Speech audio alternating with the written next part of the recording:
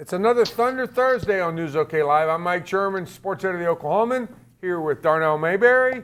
Joining us from abroad, meaning, in this case, not here at the Oklahoman studios, columnist Jenny Carlson, beat writers Anthony Slater and Eric Horn. Guys, this is the buy and or sell episode of Thunder Thursday. Darnell came up with the idea. It's an original, right? Yeah. I'm counting on you. Yeah, let's call it that. I say something and you tell me whether you're buying or selling. Let's get right into it. How about the recent defense? Buy or sell, Jenny? This team has learned something and learned how to play defense.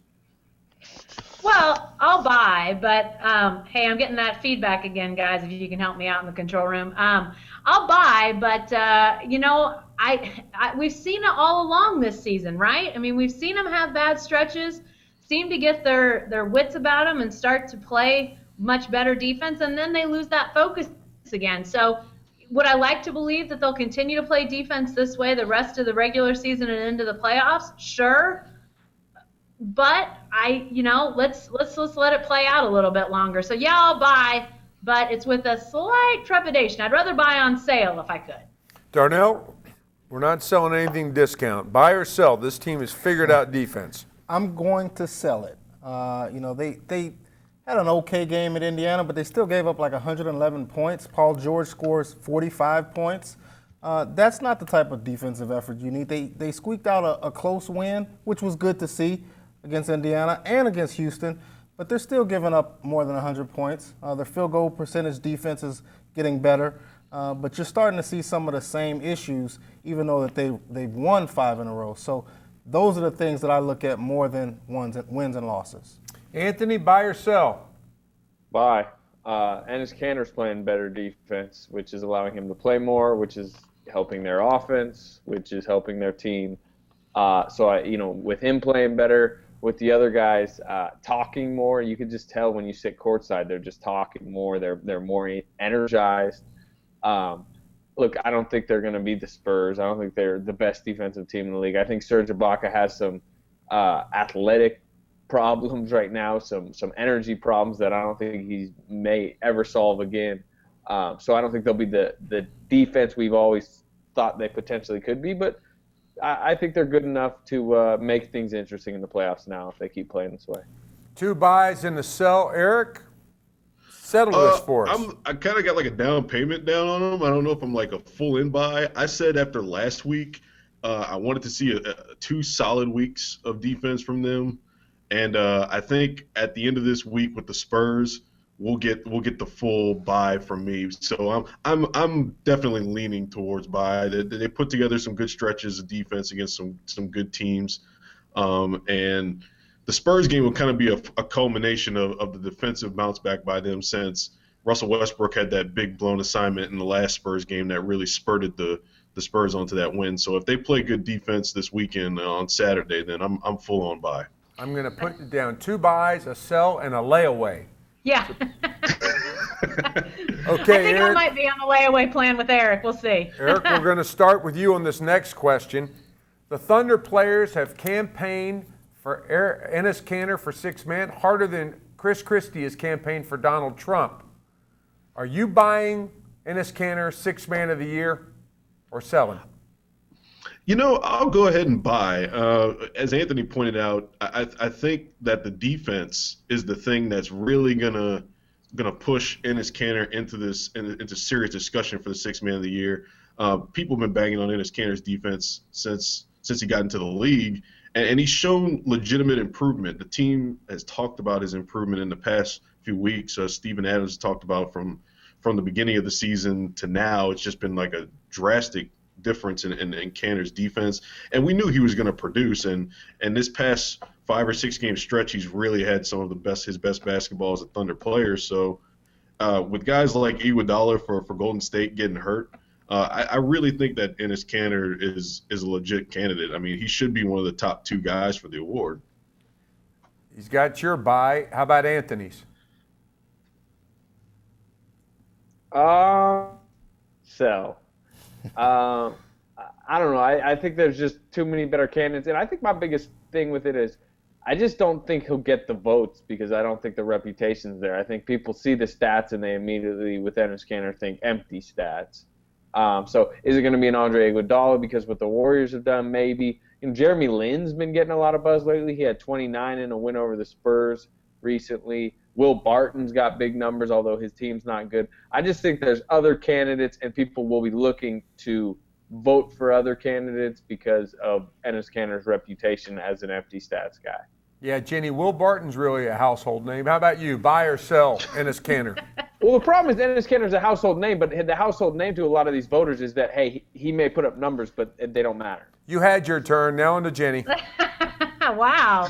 I wasn't ready to strike down EC or AC. What the heck? I'll sell, and here's why. I think he's probably as legit a candidate as there is out there.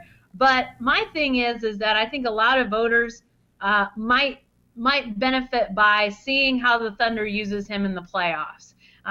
Seeing a more steady diet of Thunder games in a playoff situation, I think might tell people just how the Thunder's using him. You got to admit, we have voters on our staff, and you're following your team and you're doing your thing, and most voters are very focused on the team they cover, and that's how it should be. And so they're only catching a Thunder game here and there. Maybe they're impressed that night by Kanter or anybody else for awards, maybe not. But if the Thunder gets in the playoffs, makes a run, has some games where he's playing with the first unit, maybe down the stretch of some games, playing more in important situations, making big baskets at times they need him. I think that would help. So maybe it's a year away for Enes Kanter. So I'm going to sell for now. Darnell, Let's go ahead. Oh, well, let's not forget the Thunder sleeper cell DJ Augustine is taking some shine away from Will Barton over in Denver, scoring the ball more. So you haven't heard a lot from Will Barton lately. It's been more about the DJ Augustine resurgence in Denver, so that might play in Enes Kanter's favor too. The Will Barton juggernaut has been slowed. Imagine that. Hey, Darnell. Why are you hating on Will Barton? Well, I mean, He averages like 15 a game off the bench. because I'm not his mother, his brother, his aunt, or his uncle. That's why. Hey, Darnell, Enes Kanter's defense, isn't that irrelevant to the six men? Since when did defense have anything to do with that award? Yeah, the only award defense has to do with in any of them is Defensive Player of the Year. And barely then. Well, you might be right there.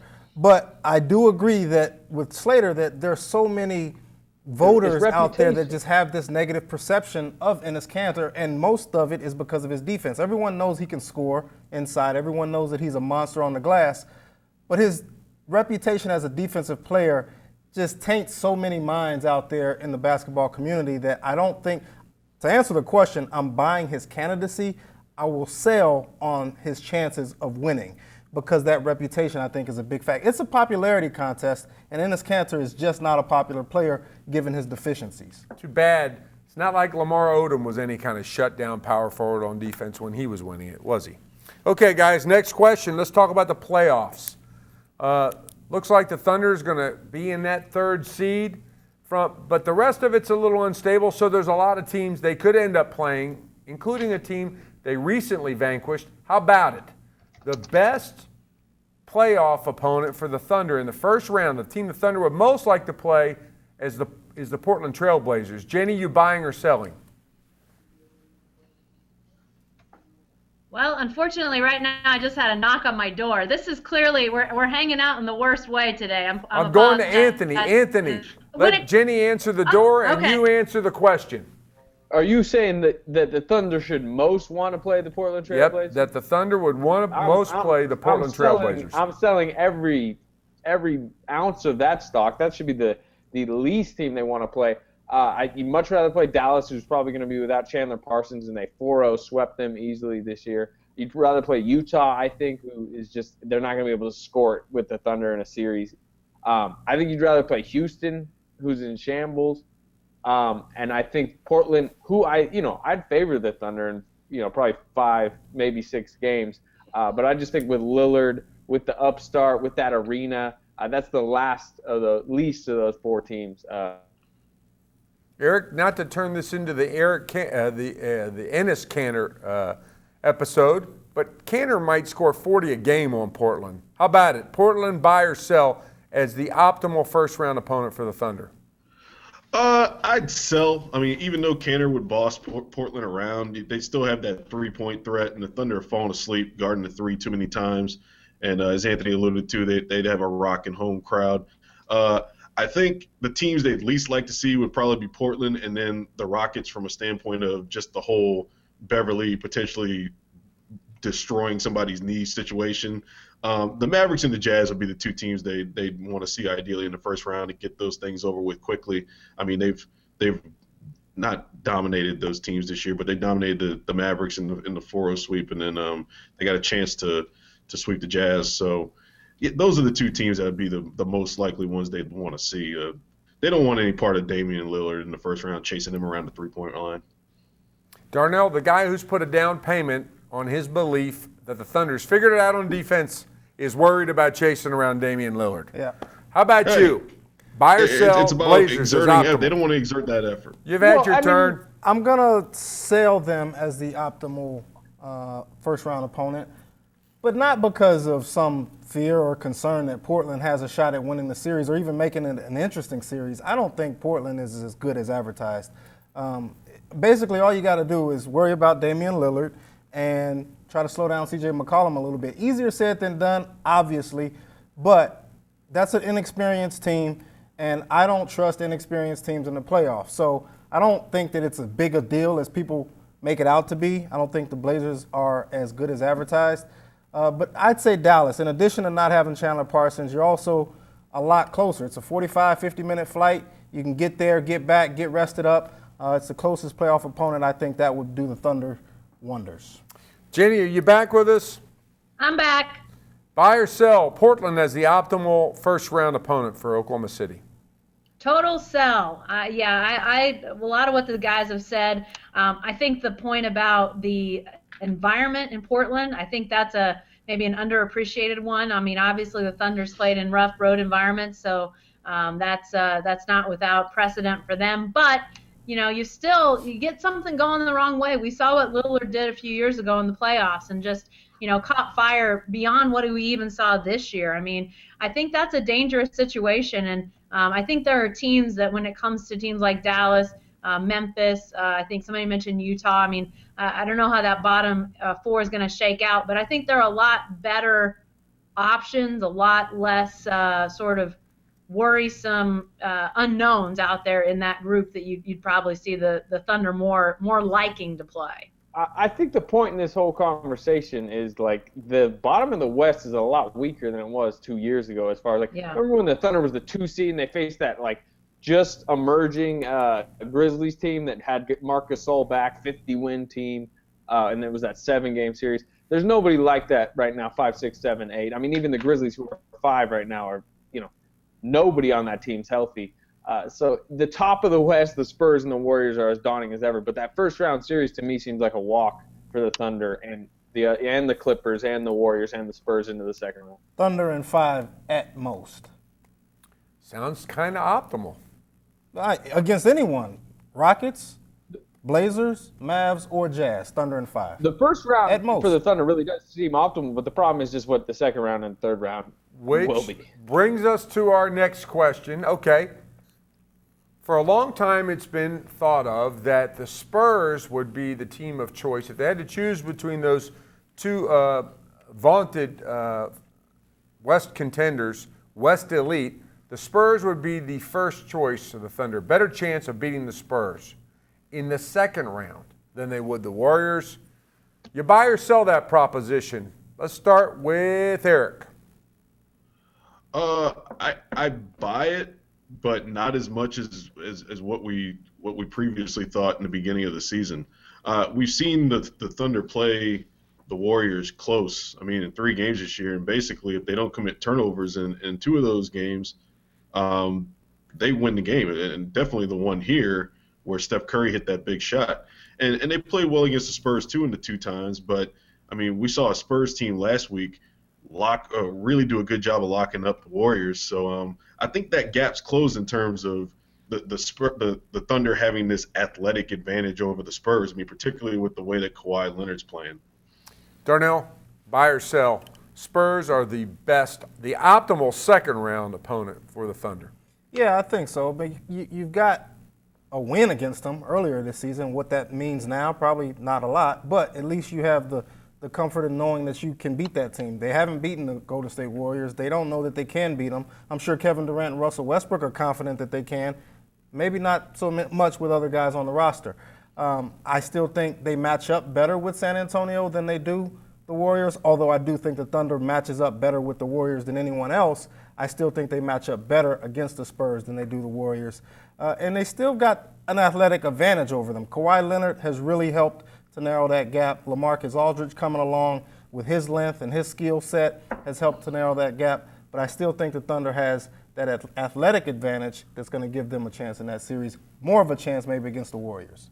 Anthony, have your views changed on this at all? Still the Spurs, if the Thunder could choose? Yeah, I mean, look, the Spurs are the second toughest matchup in the NBA. The problem is, clearly the first toughest is the Warriors. I mean, they're 63-7 now, I think, which is, I mean, it speaks for itself. The Spurs look tougher than I would have said, a couple months ago. I think the emergence of Kawhi Leonard continually, he seems to get better and better on really on both ends. He can neutralize Durant while also guarding Westbrook at times. So it's a really tough task to think about them beating the Spurs, and then you have to think about coming off that if they somehow complete that to face a Warriors team that might play 8 games in the first 2 rounds. So it's just, I don't know. It's tough to look ahead at this team right now. Jenny, this is the choice of 2 not good options for the Thunder. Yeah. Which of the 2? I think second round it's got to be Spurs if you have to pick between Spurs and Warriors. If you're the Thunder, you almost wonder and I think what Darnell said before, and Anthony probably as well, talking about how weak the lower half of the Western Conference is. You almost have to hope whatever matchup the Spurs get in the first round, maybe it extends them a little bit more than the 4 or 5 that we think the Warriors and the Thunder are likely to be extended. Maybe it's the Rockets, or I don't know. Maybe or Portland. Maybe Portland is able to extend the Spurs and get hot and take them to 6 games or something. Maybe that sort of changes the dynamic of having those guys who are a little older-legged, as they say, maybe then they come into that series. The Thunder could maybe steal one early, and then who knows? Maybe that turns the tide. But I definitely think the Spurs, even though obviously Kawhi Leonard, he's top 5? I think, are we ready to say top 3? Probably not, but I think he's definitely in that top 5 conversation. Sounds like you're buying Kawhi Leonard, Jenny. Yeah, totally. Unbelievable. And doesn't he still drive like a 92 Chevy Tahoe or something? Who doesn't love this guy? I think 97. Oh, 97. Oh, sorry. That was a good Lee Jenkins story, by the way, in Sports Illustrated, if you haven't read it. Okay, guys, a couple more questions from our News OK visitors and our readers of the Oklahoman. This one coming. Is Billy Donovan a legitimate candidate for Coach of the Year? Yes or no, with one sentence to explain, Darnell. No, I got one he word, does not no. have Hold up. No is the answer. He does not. He has too much competition. Steve Kerr, Greg Popovich, he's just got too much competition. Jenny, Billy Donovan, legitimate Coach of the Year candidate? No, but it's an interesting conversation after all of the upheaval on the bench that they've had this year. Anthony, how about Billy Donovan, Billy the Kid, Coach of the Year? No shot. Look, I think he's done a pretty good job. I think he takes too much grief at times. But 63-7 team, you've got tons of guys out there. Listen, This is the longest sentence of all time. Put a period on it and move on. Okay, Greg Popovich seems like he could, maybe be a decent candidate. Good. Okay. Eric, how about it? Coach of the Year for Billy Donovan? Dwayne Casey. No, and Anthony stole the name out of my mouth. If he can't beat out Dwayne Casey, he can't beat out Walton, Kerr, Popovich. Period. Kerr Walton should share. Period. Next question, Jenny. Do you feel like Enes Kanter has earned end-of-the-game minutes down the stretch into the playoffs for the Oklahoma City Thunder? Yes, no, and why? Yes, because he's such a challenge for other teams to figure out. Eric. Yes, because Karl Anthony Towns is still climbing up Serge Ibaka's back from about a week and a half ago. Ouch. Anthony, how about it? Yes, in certain matchups, but I'm not sure the Warriors are that matchup. Darnell, the final word. Yes, because his offense, we know what he can do there, and also his defense is improving, and his rebounding is such a game changer on both ends that he gives you a weapon that you normally don't have. That could change the game, making things interesting around here. That's all for this edition of Thunder Thursday, but you can stay with the best coverage team anywhere, every day at News OK and every morning in the Oklahoman.